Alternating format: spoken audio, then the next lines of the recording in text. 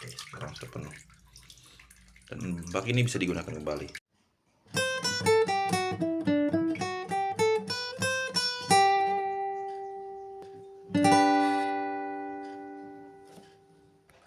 Halo semuanya, salam kenal. Pada video kali ini kita akan mencoba untuk mencoba pengalaman baru di mana saya akan mencoba untuk mengelem bak fiber. Ini ada banyak bocornya ya. Ini bak fiber kamar mandi yang telah lama saya gunakan. Ini banyak bocornya dan juga banyak getasnya.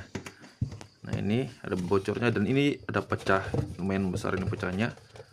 Nah, dan ini akan susah untuk dilem ya, untuk digunakan kembali. Nah, ini ada banyak getasnya dan biasanya dalam getas kayak gini nih ada bocoran juga. Nah, pada kesempatan kali ini saya akan mencoba untuk memperbaiki ini sehingga dapat saya gunakan kembali. Nah, ini adalah bak fiber untuk kamar mandi, biasanya kita gunakan untuk kamar mandi dan ini telah lama saya gunakan ya. Sebenarnya bisa ya kita ganti dengan yang baru ya. Namun kan tidak semua orang memiliki kemampuan ekonomis yang sama gitu. Ada beberapa orang yang berpikir kembali untuk membeli ini. Nah, kebetulan saja ini bak fibernya kecil ya, bak kolam ini ya, bak kamar mandi yang kecil ya. Namun jika yang besar, baknya besar terus terjadi kebocoran begini, lumayan mahal juga untuk menggantinya ya. Nah, bagi orang-orang yang memiliki keterbatasan ekonomi, kemungkinan berpikir untuk gimana caranya untuk mengelem ya, untuk perbaiki. Baik, sebelum kita melakukan pengeleman, lebih baik kita membersihkan terlebih dahulu agar lebih rekat ya. Oke, baiklah. Di sini ada beberapa bahan yang akan kita gunakan untuk kita mengelem atau memperbaiki bak yang bocor. Perlu kita siapkan dulu alat dan bahan yang kita perlukan ya. Yang pertama, pasti resin. Ini kita saya akan menggunakan resin untuk memperbaiki bak. Kenapa saya pilih resin? Karena resin ini tahan lama ya, cukup tahan lama, mudah untuk diperbaiki. Yang pertama resin, ini harganya berbeda-beda tiap daerahnya. Selanjutnya di sini ada katalis. Nah, fungsi dari katalis ini yaitu pengeras yang akan mengeraskan resinnya. Nah, untuk perbandingannya itu 100 banding 0,01 atau 0,05. Nah, semakin banyak katalis, semakin cepat dia proses pengeringannya. Nah, selanjutnya di sini ada talek. Talek ini adalah bubuk yang akan berbentuk seperti tepung ya, yang akan dicampurkan dengan resin. Selanjutnya kita punya 2 wadah nih, harus menyediakan 2 wadah. Ini bekas minuman ya yang saya gunakan. Nah, fungsi dari kedua wadah ini, yang pertama yang untuk yang kecil ini akan digunakan sebagai tempat untuk mencuci kuas. Ini mencuci kuas dengan menggunakan cairan thinner. Nah, selanjutnya untuk wadah yang satunya lagi itu akan digunakan sebagai tempat untuk mencampur resin, talek dan juga katalis. Nah, selanjutnya ini tadi sudah saya sebut, itu ada thinner A.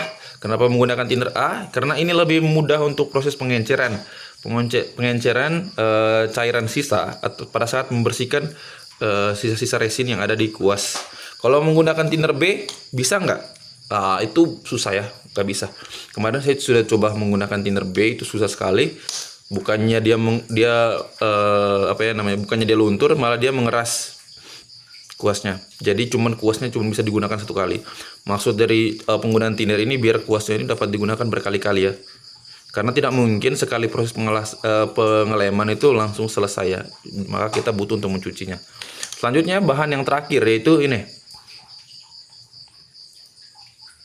serat fiber.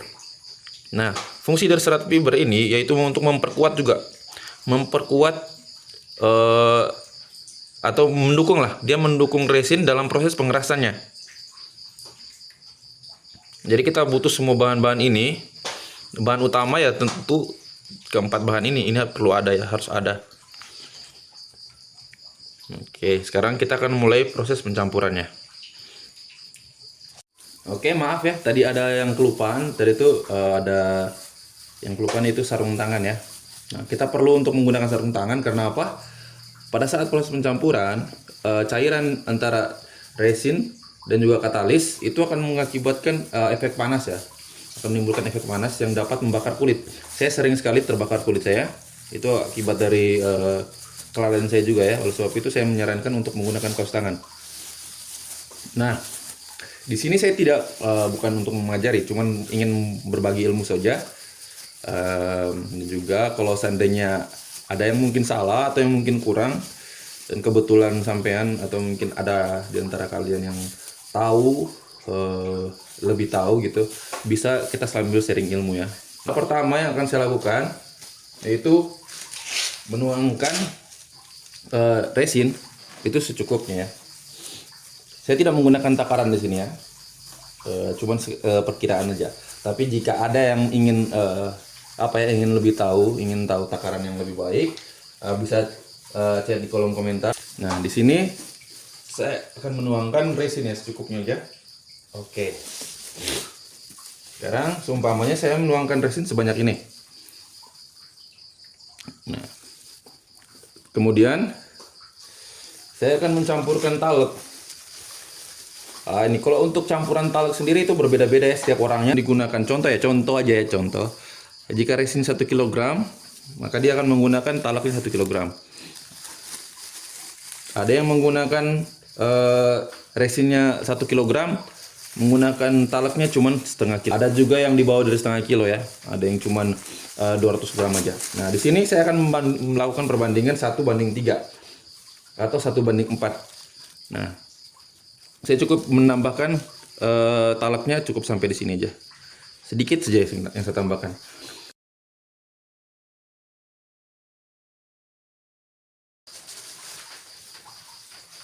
Oke, saya menggunakan talek cuman segini aja, sedikit aja. Nah, kemudian kita aduk secara merata.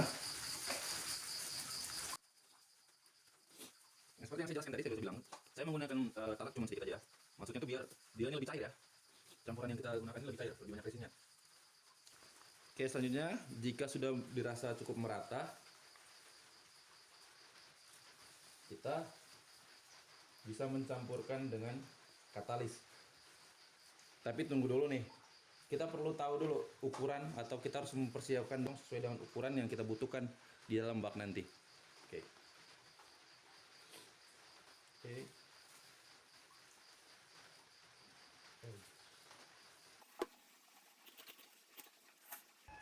Oke, pemotongan serat fiber ini disesuaikan dengan yang dibutuhkan ya, agar tidak terbuang percuma, dan juga pada saat pengeleman itu sudah lebih siap, tinggal ngambil aja dan langsung dipasangkan aja, tidak perlu mencari atau memotong lagi.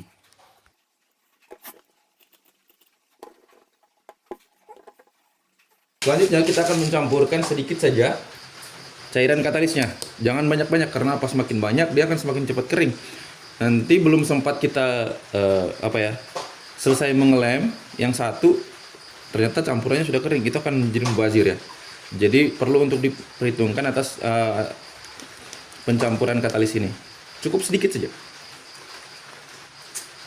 Nah, di sini saya akan menggunakan setengah ya, bahkan nggak sampai setengah, cukup sedikit.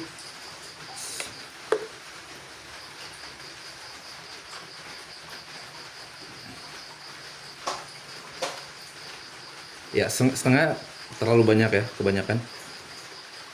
Nah, sini saya cuma menggunakan segini aja nih, sedikit sekali cairannya. Dan hati-hati, karena cairan katalis ini sangat keras ya, jika mengenai tangan akan terasa panas. Oke, sedikit saja. Waduh. Jika terkena tangan kalian, hal yang perlu kalian lakukan ya, membersihkan dengan thinner. Karena tidak, itu akan menimbulkan luka bakar. Nah, setelah dicampur katalis ini, maka diaduk kembali. Diaduk secara melata. Berapa menit ya? Ya, nggak sampai berapa menit, cukup 30 detikan. Oke. Jadi keluarkan terlebih dahulu. Nah, cara pengaplikasiannya, pertama perlu dioles terlebih dahulu ya, tempat-tempat yang akan kita taruh serat fibernya. Nah, contohnya di sini, nah di sini juga.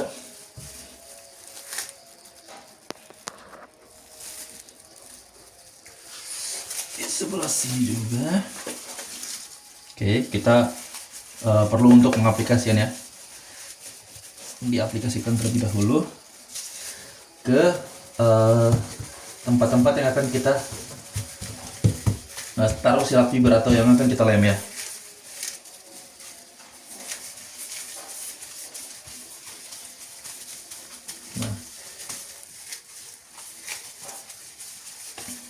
setelah diginiin, setelah diolesi dulu dengan campuran resin, nah setelah itu baru kita meletakkan serat fibernya. Oke.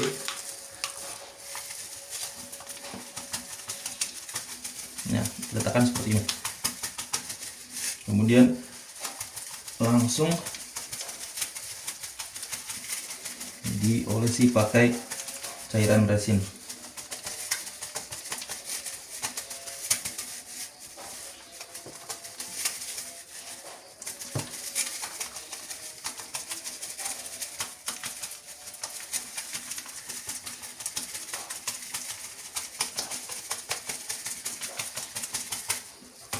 Oke, ini untuk lapisan pertama ya. Ya, diusahakan sebasah mungkin ya.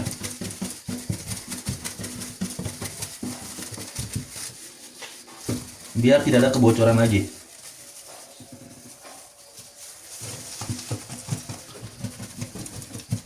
Dan ini baunya menyengat.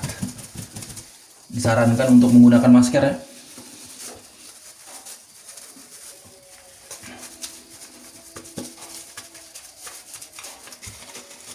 Jika ditanya keyakinan, maksudnya ini yakin atau enggak ya, berapa tinggi keyakinannya, saya yakin 100% ini berhasil. Kenapa? Ini bukan kali pertama ya, bukan kali pertama saya menggunakan resin atau saya bermain dengan resin dan juga fiber.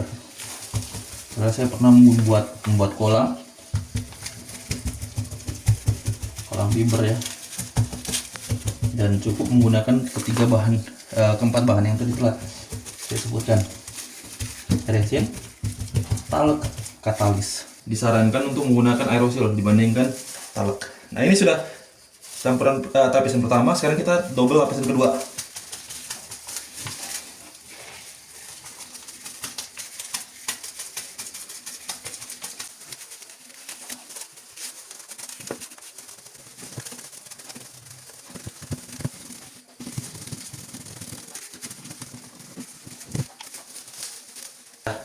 Masih lumayan banyak tersisa.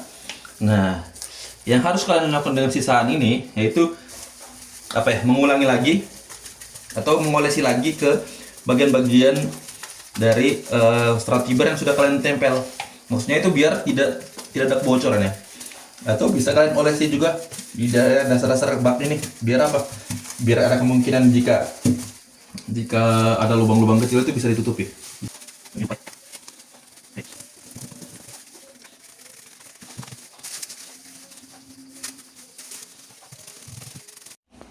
Baik, sekarang hasil penempelan kemarin atau penambalan kemarin sudah kering ya. Namun masih tercium bau sangat pekat ya. Mungkin jika yang sudah terbiasa mungkin akan tahu ya, kalau seandainya setelah pencampuran, apalagi dalam kolam-kolam atau box kecil seperti ini, pasti akan tercium bau yang sangat menyengat. Nah, selanjutnya untuk mengatasi hal tersebut, itu bisa kalian lakukan, yaitu mengamplas permukaan dari hasil tambalan resin ini, karena ini agak lengket ya, jadi perlu diamplas. Selain diamplas, bisa dilakukan pengecatan atau dilakukan menggunakan clear. Nah, kebetulan saya di sini punya cat minyak ya, cat minyak hasil sisa dari penggunaan sebelumnya. Maka di sini akan saya lapisi bagian-bagian dari tambalan-tambalan ini dengan menggunakan cat minyak.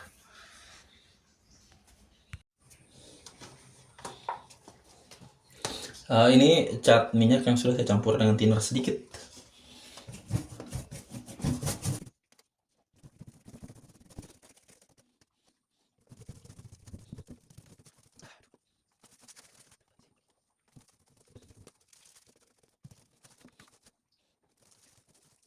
Sudah selesai ya.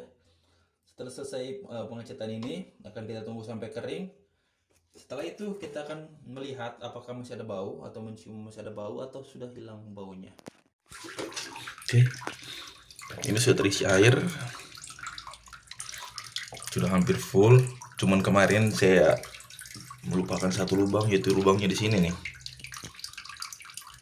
Nah, ini yang lupa saya tambal, makanya airnya nggak bisa sampai penuh. Kalau yang ini kan udah saya tambal, banyak juga yang sudah saya tambal tuh kemarin. Oke, sekarang sudah penuh dan bak ini bisa digunakan kembali.